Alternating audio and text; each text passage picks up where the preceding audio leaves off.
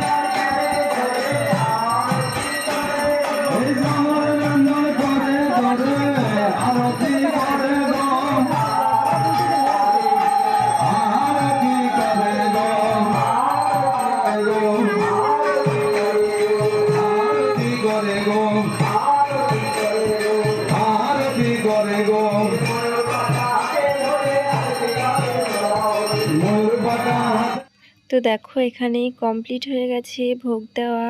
তো ৬৪ মন্ত্রের ভোগ হলো ৬৪ রকমের প্রসাদ রান্না করে ভগবানকে দেয়। তো দেখো এখানে ৬৪ রকমের পদ রান্না করেছে। তো সেটা দিয়েই এখানে ভগবানকে ভোগ দিয়েছে। তো আজকে আমার ভিডিওটি এখানেই শেষ করলাম। তো আমার ভিডিও যদি ভালো লেগে থাকে তাহলে লাইক, কমেন্ট, শেয়ার এবং সাবস্ক্রাইব করে দিও।